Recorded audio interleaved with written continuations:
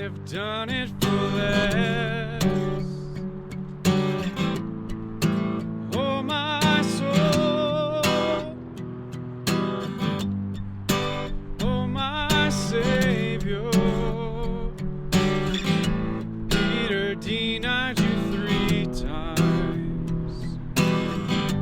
I have denied you more. As the nails went in, I was standing right there as you breathed your last. I shook my head and I cried, oh my God, what have we done? We've destroyed your son. Oh my God, what have we done? We've destroyed your son.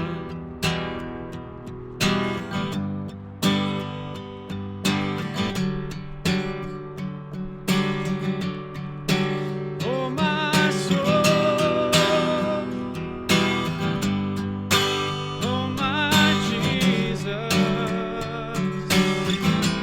Judas sold you for 30. I'd have done it for less. Oh my soul, oh my Savior, Peter denied you 3 times. I have denied you more. As the blood ran down, I was standing right there as you breathed your last. I shook my head and I cried, oh my God, what have we done? We've destroyed your son. Oh my God, what have we done? We've destroyed your son. Oh my God, what have we done? We've destroyed your son. Oh my God, what have we done? We've destroyed your son.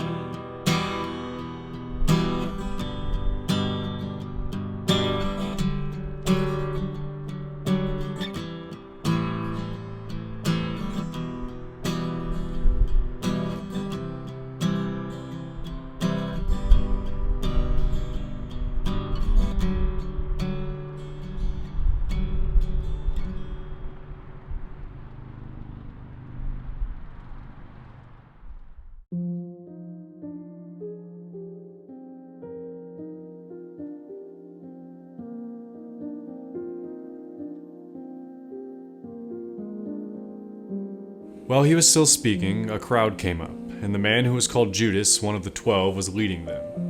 He approached Jesus to kiss him, but Jesus asked him, Judas, are you betraying the Son of Man with a kiss?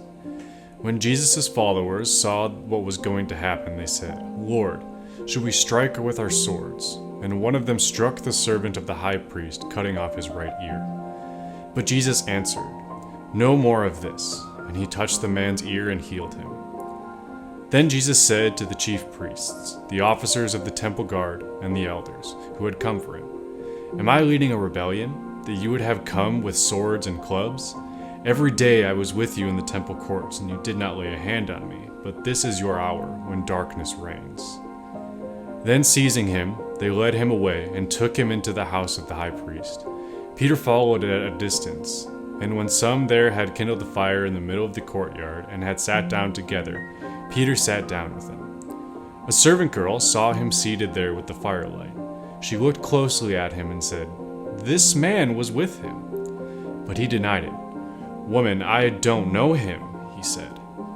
A little later, someone else saw him and said, "You also are one of them." "Man, I am not," Peter replied. About an hour later, another asserted, "Certainly this fellow was with him, for he is a Galilean." Peter replied, "Man, I don't know what you're talking about." Just as he was speaking, the rooster crowed. The Lord turned and looked straight at Peter. Then Peter remembered the word the Lord had spoken to him. "Before the rooster crows today, you will disown me 3 times." And he went outside and wept bitterly. The men who were guarding Jesus began mocking and beating him. They blindfolded him and demanded, "Prophecy, who hit you?" And they said many other insulting things to him. At daybreak, the council of the elders of the people, both the chief priests and the teachers of the law, met together, and Jesus was led before them. "If you are the Messiah," they said, "tell us." Jesus answered, "If I tell you, you will not believe me, and if I asked you, you would not answer. But from now on, the Son of Man will be seated at the right hand of the mighty God." They all asked, "Are you then the Son of God?" He replied, "You say that I am." Then they said, "Why do we need any more testimony? We have heard it from his own lips." Then the whole assembly rose and led him off to Pilate. And they began to accuse him, saying, "We have found this man subverting our nation. He opposes payment of taxes to Caesar and claims to be Messiah, a king." So Pilate asked Jesus, "Are you the king of the Jews?" "You have said so," Jesus replied. Then Pilate announced to the chief priests and the crowd, "I find no basis for a charge against this man." But they insisted, "He stirs up the people all over Judea by his teaching. He started in Galilee and has come all the way here." On hearing this, Pilate asked if the man was a Galilean. When he learned that Jesus was under Herod's jurisdiction, he sent him to Herod, who was also in Jerusalem at that time. When Herod saw Jesus, he was greatly pleased, because for a long time he had been wanting to see him. From what he had heard about him, he hoped to see him perform a sign of some sort. He plied him with many questions, but Jesus gave him no answer. The chief priests and the teachers of the law were standing there, vehemently accusing him. Then Herod and his soldiers ridiculed and mocked him. Dressing him in an elegant robe, they sent him back to Pilate. That day, Herod and Pilate became friends. Before this, they had been enemies.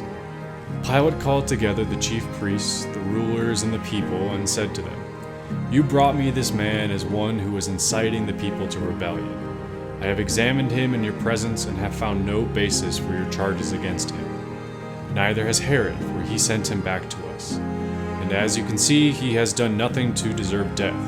Therefore, I will punish him and then release him."